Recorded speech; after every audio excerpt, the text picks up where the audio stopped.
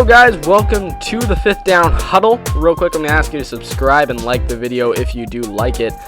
But let's get right in, let's huddle up. So we're going to be talking about the Vipers here and how they did in week one, kind of the week one takeaways I have. So let's just get right into it. The Vipers quarterback had kind of one big problem.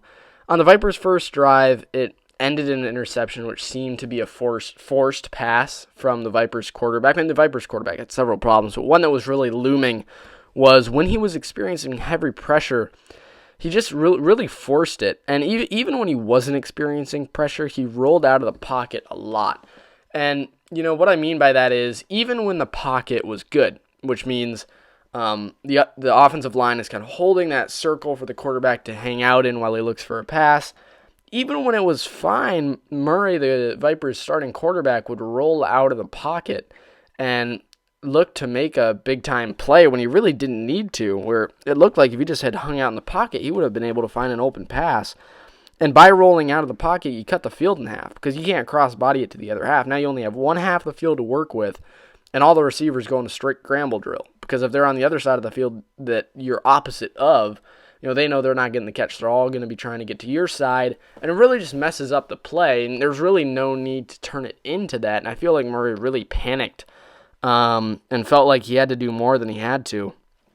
But really, the Vipers overall, small mistakes killed him. Just one-play things like interceptions, drops, fumbles, really in the red zone. I mean, they had 3 red zone opportunities, 3 points to show for it. I mean, that's just really pathetic.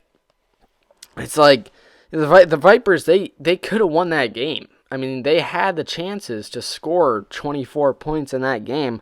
3 red zone drives, if they turn those into touchdowns plus that field goal, that's 24 points. You win the game. I don't mean to sound like Booger McFarland there with the oversimplified way to win, but it's honestly true. They got to finish their drives, and they honestly did not finish their drives enough. They just didn't, and that's really the reason they lost. Is that they had good drives. They built good drives, but in the red zone, they seemed to just crumble and panic and couldn't seem to get past that goal line. And the Vipers didn't provide great protection for the quarterback, Murray, but when they did, like I said, he left the pocket. Like, even when the protection was good, I mean, when it wasn't good, when it wasn't good, sometimes he would just stay in the pocket. And it just seemed interesting to me. It seemed like Murray doesn't have a good understanding of where the pressure is coming from. And that's a really important quality in a quarterback, because if you don't know where the pressure is coming from, you could be sitting in the pocket too long, and all of a sudden there's a 300-pound defensive tackle coming from behind and knocks the ball out. And that's a big thing Daniel Jones struggles with fumbles, is that he doesn't seem to sense that pressure coming from behind. And I really saw a lot of that kind of transfer over to Murray, where he just didn't seem like he knew where the pressure was coming from. He seemed like he was panicking, seemed like he was guessing where the pressure was coming from, and he just didn't seem very poised in the pocket. But yeah, he also seemed to rush his passes. And what I mean by that is that when he had the ball in his hands, when the pocket was good, when he had good protection, he sometimes just like snapped the ball and he'd quickly just dart it into the turf right next to a receiver, and I'm like, what are you doing?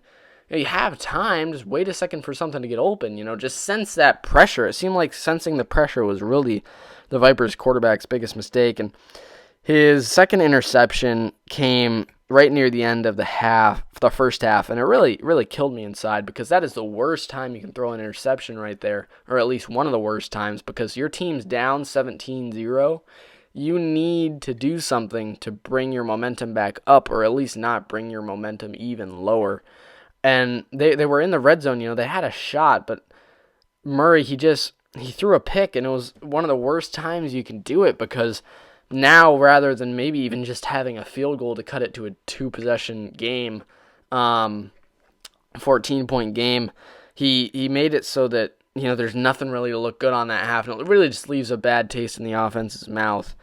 But yeah, and I liked the switching between Murray and Flowers in the second half. Flowers was originally the third quarterback on the depth chart, but we didn't really see the second quarterback out there. But they switched him kind of back and forth, and there were even a couple plays where both quarterbacks were on the field, and Flowers didn't really throw any passes. He threw one incompletion, and I think he threw one completion. But it was a low-risk, high-reward because you brought him out there, and it kind of made something for the defense to worry about. Mainly when they brought him out there, he ran a lot of option plays, Flowers did, and when they were both on the field, they ran a couple jet sweeps to Flowers, and I liked that. It was kind of a way, it looked like they were just trying to jumpstart their offense. They couldn't get anything going the first half, and I think in the second half, they were really just trying to find something that would work. Yeah, I liked that.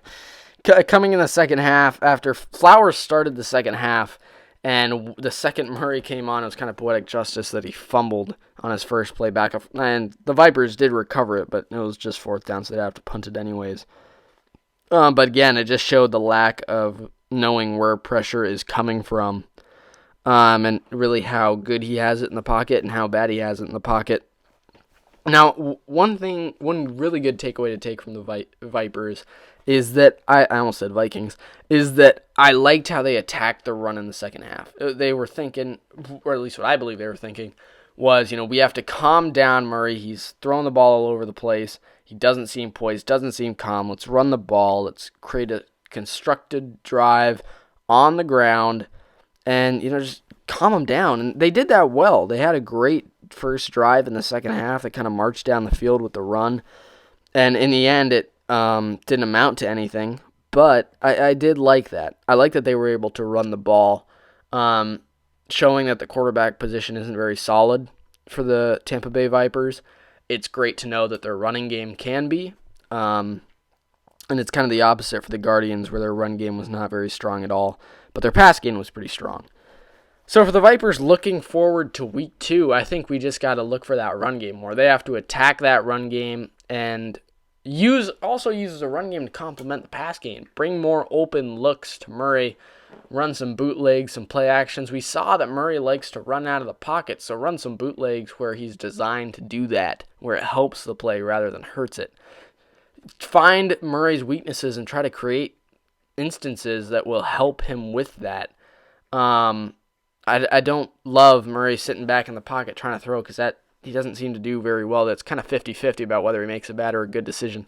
You do not want that out of your starting quarterback. So I say run the ball a lot more, run play action, bootleg, anything that you can do to try and create more open looks in the receiving department and just attack that run because that run was great for the Vipers. They ran the ball great in the second half, and it honestly just seemed to be the passing game that was their doom.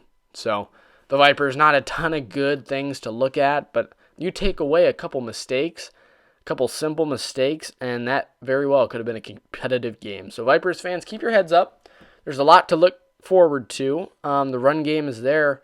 You just got to get the quarterback on the same page. So I'll see you guys next time. Thank you for watching.